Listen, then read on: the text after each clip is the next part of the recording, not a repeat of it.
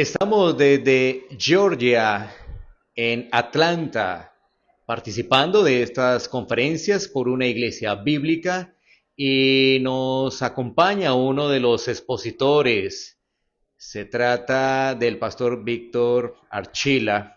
Él es oriundo de Guatemala y está compartiendo con nosotros aquí unos minutos. Lo primero es preguntarte de cómo estás observando el desarrollo de estas conferencias y también observas el avance de la sana doctrina en esta región de Atlanta, en esta área de Atlanta, en Georgia. Bienvenido. Gracias, hermano.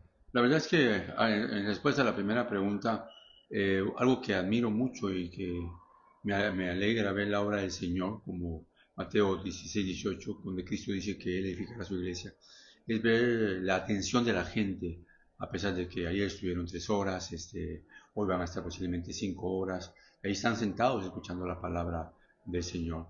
Así que, y sobre todo el tema que creo que toda iglesia debería de tener, entender la importancia de lo que es una iglesia bíblica, ya que todos nos llamamos iglesias de Cristo, o iglesias bíblicas, pero realmente somos pastores bíblicos, somos miembros bíblicos de la iglesia, adoramos bíblicamente al Señor, tenemos hogares bíblicos, padres, esposos, esposas, padres. Así que creo que ese es un aspecto que me bendice, el tema que esta iglesia ha escogido. En segundo lugar, tengo años de estar viajando aquí a Atlanta y creo que necesita Atlanta esta enseñanza, necesita esa apertura tal vez de iglesias como estas, con amigos pastores de otras denominaciones, para poder llevar a esta verdad. Bueno, sigamos hablando un poco del desarrollo de la exposición que se va a presentar en este día, hoy sábado, que tiene que ver con la adoración corporativa. ¿Qué es lo que vamos a escuchar, pastor?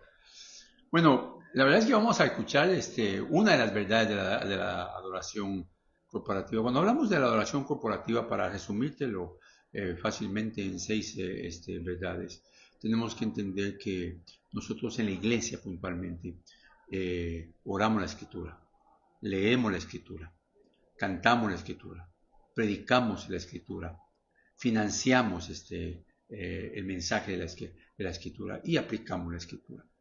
Mi tema puntualmente hoy será sobre cantar la escritura, que creo que es un tema también vital porque las iglesias lamentablemente, sobre todo las megas iglesias y todas las demás iglesias siguen a las megas iglesias, han hecho una farándula, como la farándula del mundo, solo que dentro de la iglesia. Y eso está causando mucho daño en todos los aspectos, ¿verdad? Porque la gente mira a más al que canta, lo ve como un super o mujer o superhombre, mientras que la verdad es que la centralidad de la adoración es Cristo y es Dios, y obviamente su palabra.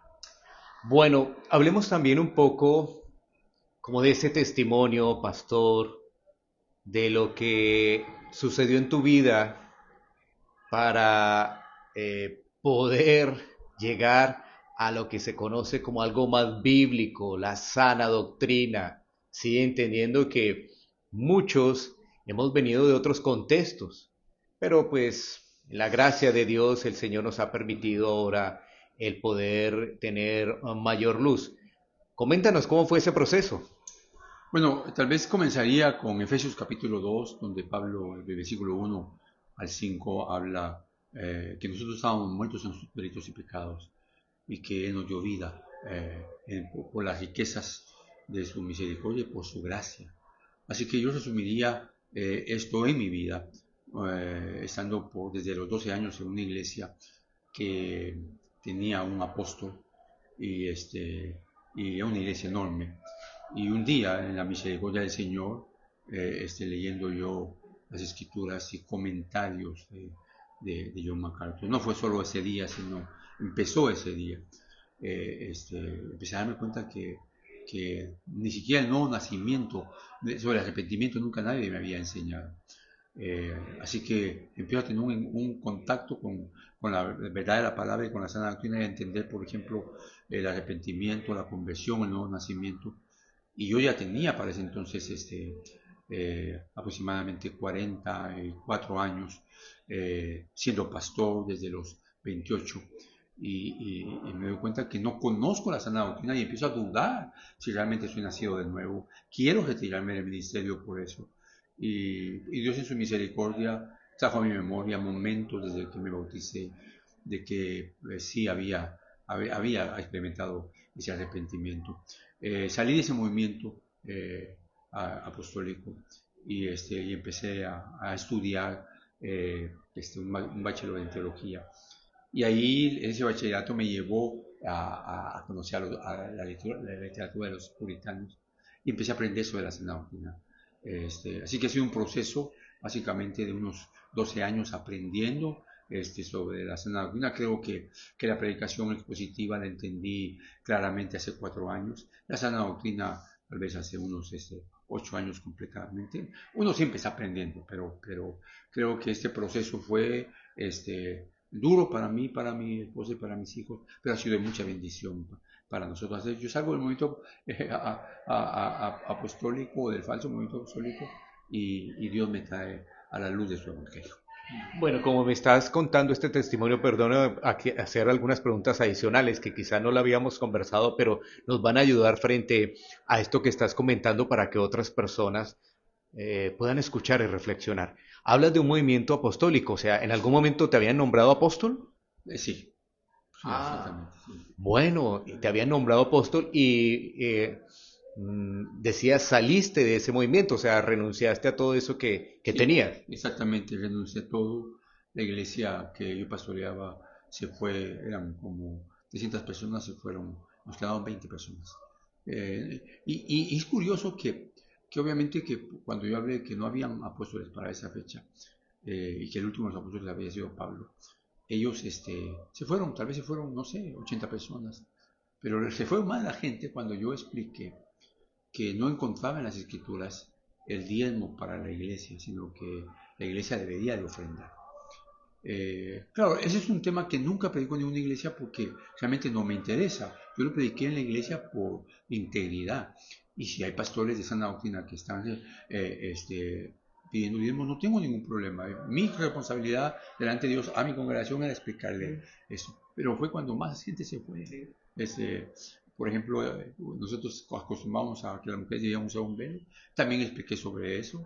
Y gente se fue porque incluso les dije, ustedes pueden seguir usando esa mantilla. Solo mi responsabilidad es explicarles todo aquello que les he enseñado mal, que ya no vi que tampoco creían, habían dones y que habían esos dones de profecía, lenguas. eh, Porque obviamente cuando uno estudia lo acercan a la historia de la iglesia. Y la iglesia tiene 2000 años de historia y nació en el aposento alto. Y Dios ha mantenido su verdad, las 10 grandes verdades de la Biblia, Dios las ha guardado. Y hasta el momento en que yo leo todo eso, me doy cuenta que nunca ellos aceptaron eso, tanto apóstoles como decir cualquier profecía, etcétera. Así que bueno, ya me estoy alargando en esto, pero fue parte de la reforma que Dios hizo con nosotros. Sí, es correcto. Bueno, pensaría yo que a raíz de todo esto, de esos cambios, también está Heraldos por la Verdad, ¿no es cierto? Creo Así que es es. a raíz de eso. Entonces, Sí. coméntanos un poco de Heraldos, cuál es su función y qué es lo que están desarrollando en estos momentos. Meneados de la Verdad es un ministerio que nació con el anhelo y la visión de poder traer hombres a Dallas, donde yo vivo, y que nuestra iglesia fuera la plataforma para invitar a otras iglesias. Así que desde el primer acto de la verdad, el Señor me permite traer a hombres como Lucas Alemán, Roberto Sánchez y otros hermanos que también han llegado. Y comenzamos hace casi 5 años, en octubre cumplimos 5 años. Y empezó así, y obviamente pastores que venían de otras iglesias.